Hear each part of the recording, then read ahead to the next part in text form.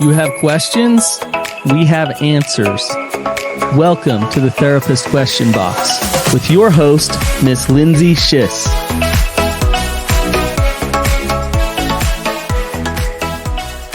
Welcome back to another episode of the Therapist Question Box. We are here to answer your tough mental health questions and even your easy ones we're here for. Please. That's right. We appreciate your easy ones. That's right. Today I have with me Kathy Kinghorn, owner of Therapy Utah. Thanks for being with me. Good to be here. So this one is interesting. The question is, I've been with my partner for 6 years and I can't tell if we're growing together or just getting comfortable. How do I know if my relationship is moving forward or just quietly stalling? Oh, wow. Interesting.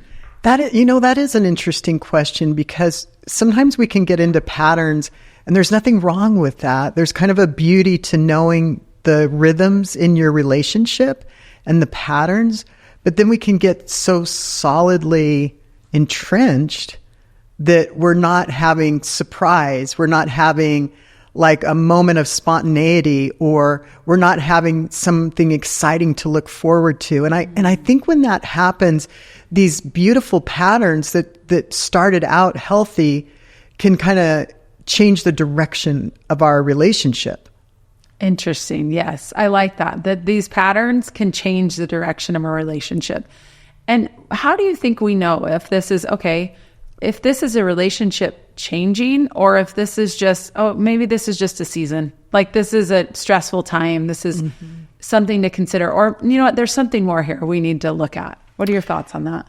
I think a good sign is how much resistance do I have to sticking with my values. So if it's a healthy relationship and you're moving in a healthy way, one of your core values has to be honesty.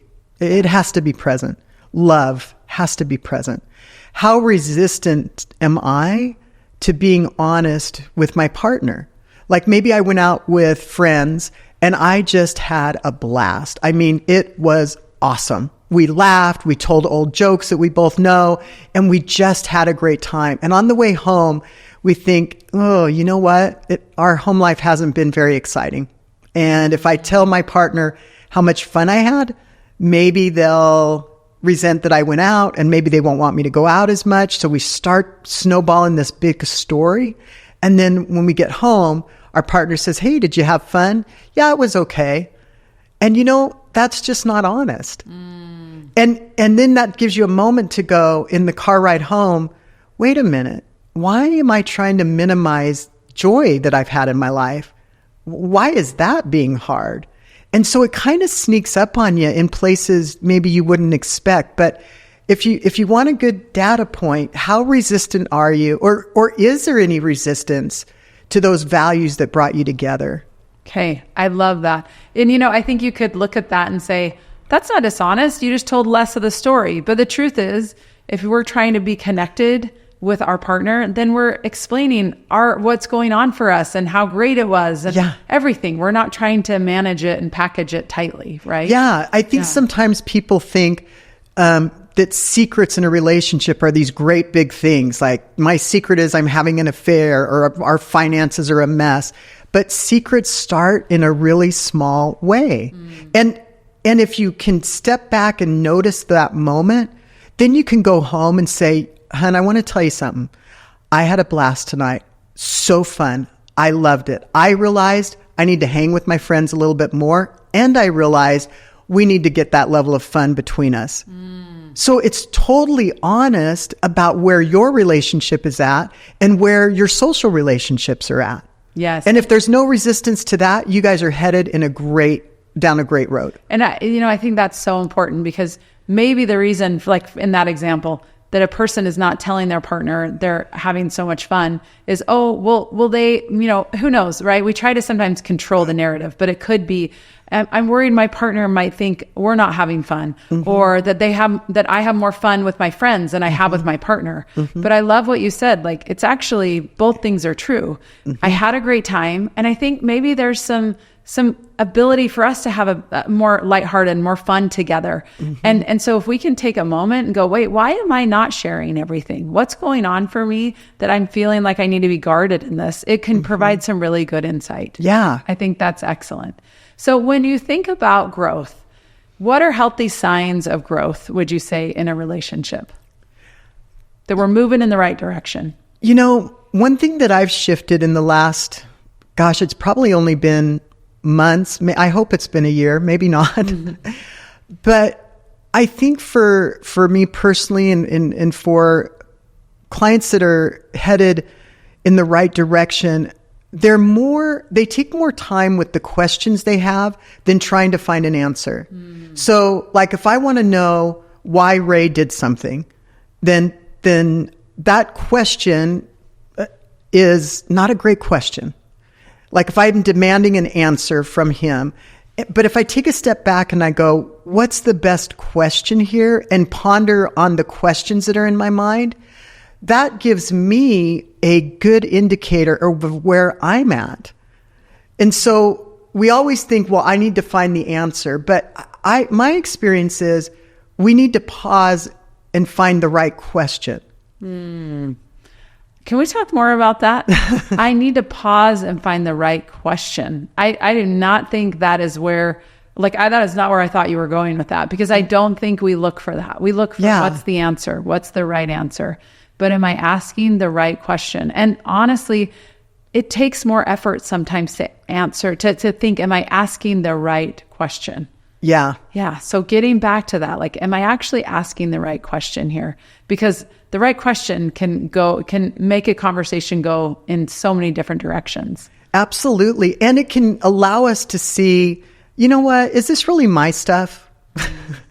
Is this really something I brought? Did I bring carry-on luggage to the marriage, or did I have to pay extra for the baggage? Let me answer that. Yes. Yeah, right. The answer is yes and yes. Well, you did and you will. Right? Always. And so it's like pondering on the question, what shifted for me is letting go of what I need as an answer and the timetable I need the answer to what's really the question in my heart, which is sometimes it's, do you love me?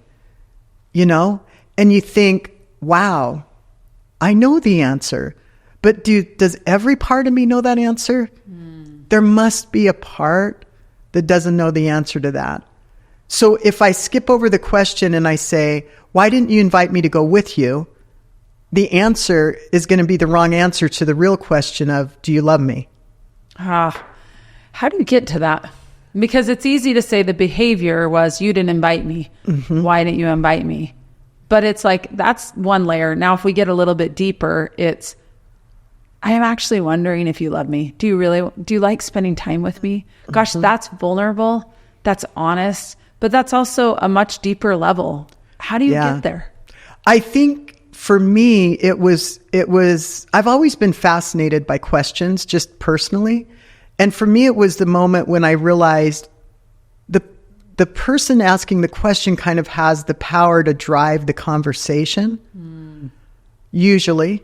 I mean, even as a society, as you look at who's asking the question, it's usually they have that power position. And so I started thinking, how much time do I spend in my head demanding an answer and teeing the conversation up so that I've checked all the boxes, so an answer must be forthcoming? Oh, I spent a lot of time doing that. Because I ponder a lot. But then I thought, how much time do I take forming the question that it's honest, that it's genuinely honest, that it's not a false flag, that he's supposed to read my mind and come to me and say, hey, what I hear under that is, do you love me? He's not going to get there. Yeah. You know my husband. He's not. And I love him and he loves me and he ain't getting there. Okay, fair. I like that. So when I get true to what's really in my heart, it takes me a lot longer to form the question. Because you're doing some really you're doing some curiosity and some compassionate questions of your own before you bring it to somebody else. Yeah. That's what I'm hearing. I've got to get curious with myself. What's really going on? what is the pain underneath the behavior? He didn't invite me. Well, what am I really, am I so sad about not being invited, or is it that I'm actually in pain? And I'm wondering does he really love me? Does he want to be with me? Yeah. Getting honest with ourselves. Yeah. So and healthy couples, you might not think of it that way, but for our listeners, if you're wondering which direction am I headed, and is it a healthy direction, it's like, are you open to a conversation that doesn't lead to a specific answer? Like, hey, can we sit down and do the budget? Yes, no. That kind of question elicits that kind of answer, or an avoidance, right? Or a defense, right? But if the question is, I think I'm a little scared to talk about the budget, and so I don't know how to bring it up to you because I think I'm already defended on these 5 points, and so I don't know the best way to ask to talk about the finances. Well, that question allows them to see where you're at. It's not pointing fingers at them. It's not, you're just going from your side of it saying, I don't know how to do this. Right. And I'm already on these things have, defended myself. This is why vulnerability is a superpower, though. Yeah. Because even the idea of saying, these are the 5 things, this is what's going on, like that is hard. That is vulnerable. That is, saying, oh gosh, if I say this, are they going to use it against me? Are they not? Or, like, I just love that idea of being as honest as I can and not trying to manage it because I'm protecting myself and I've got to make sure that they don't have anything to use against me later on down the road. Right. Yep. That's exactly you're it. just saying it like, this is why this is hard for me. And I'm just going to lay it out. Boy, what a soft place to start. I mean, if that's where you're starting, gosh, that feels like an invitation for vulnerability on both sides. Yeah. And connection and understanding. Yeah. And it allows the other person to get a read on where they're at, because they could say, I'm sorry that this conversation's hard for you, to be honest.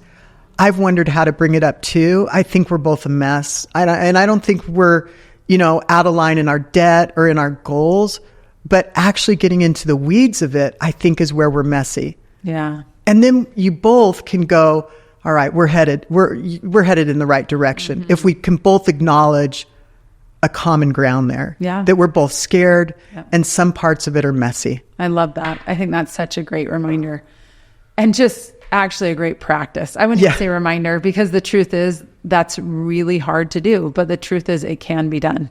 We just have to be deliberate about it.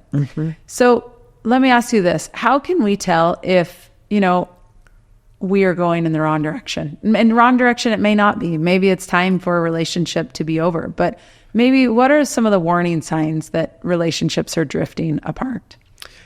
Gosh, I think it's a great one because it's so subtle, Lindsay, and it shows up when we start moving in the way we did as a child. So if we had to play small, if we felt like for whatever reason we had to be not seen, or we had to be obedient, or we had to not question. And all of a sudden, those skills that may have kept you alive as a child, or at least your system believed this keeps me alive, if they start showing up in your adult relationship, it's a sign that you better pay attention to. Yeah. So be aware of that when you're feeling small, or that you're acting childlike, like there's something there, that there's maybe not safety. Yeah. Right? Yeah. Excellent. So big picture, do you think healthy relationships ever stop evolving? Or do you just get to a point where you're like, you know what, this is what it is. We're comfortable here. What are your thoughts on that? I think that when you get agreement with each other on the big ticket items about, financial things, and things that the grounded values, like respect, compassion, love. When you have those in line, if you could sit down and just look at each other's values and say, yeah, now how we play out these values is going to be slightly different, but the core of the values are there. I think healthy relationships have those core values, and independent of how how they play out, I guess, because your personality is going to come in. Like I think a couple that has one that likes to take a little more financial risk and one that's a little more financially wants more security, that coming together can be a challenge, but that's far better than both having, okay, we're just going to have total financial security and we're not going to do anything risky, might prevent you from having more financial stability down the road. That makes sense. Yep. That makes a lot of sense. And to look at it, I like that. The idea of the big ticket items, are we aligned there? And really getting curious, like on your values, are we aligned there? Are we okay when where the rubber hits the road, right? And understanding that. So again, is there anything, as we're thinking of this listener question, that, are we moving together, or are we moving farther apart? Anything that we've missed or that you'd like to make sure we discuss in this episode? Gosh, there seems like there's quite a bit on this one, isn't there? It could go down a lot of different roads. I think if you're able to bring up subtle shifts and they're accepted by the other person, then you're headed in the right direction. But if you wait until those subtle shifts become big shifts, like all of a sudden, you know what, I messed up and I lied about X. I said I was going to be home at 7. I knew I wasn't going to be home till 8. Honest couples, healthy couples can make that mistake and recover simply. But if that becomes a pattern and practice of deception, starts to be deception upon deception, and we're not just talking about behavioral, like emotional deception. Like, are you feeling resentment towards me right now? No. That's deception. That's deceit. If you're not able to be honest with your emotions and say, that did hurt, and I know that doesn't make sense to you that would hurt, I want you to trust it hurt. And that kind of honesty is accepted. And the other person goes, I don't understand how it could have hurt, but I believe you. I believe it did, and I'm sorry.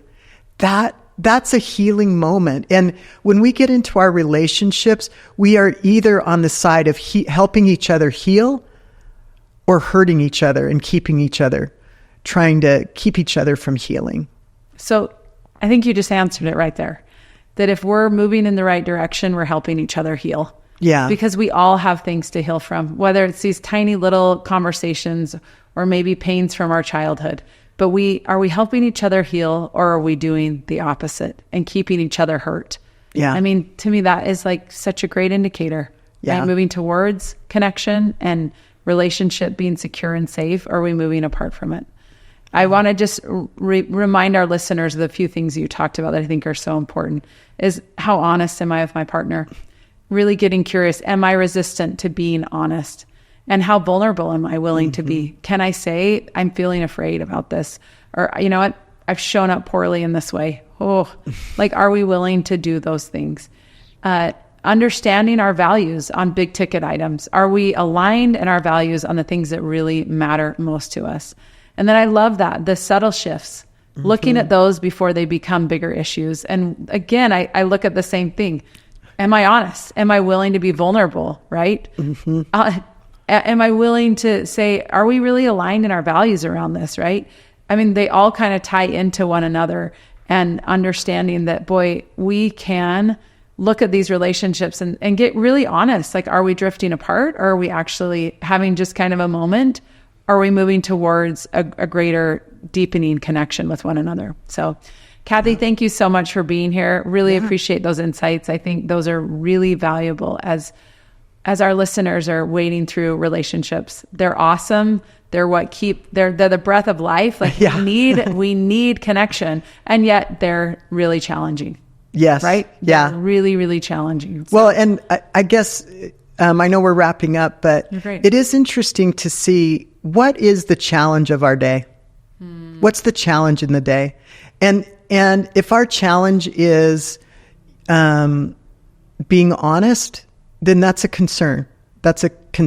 And you can overcome that challenge, but just know you don't want that over a length of a relationship, right? Right. So it's a good question to ask yourself. Like, my challenge of the day was Diet Coke. I just got back on it so hard and fast. And I'm like, I do not want my energy and my challenge to be about a soft drink. Right. Just don't. I just don't. Got bigger fish to fry. So if our challenges are about learning and growth, we're probably in a really good place. I love that. If challenges are about learning and growth, we're in a good place.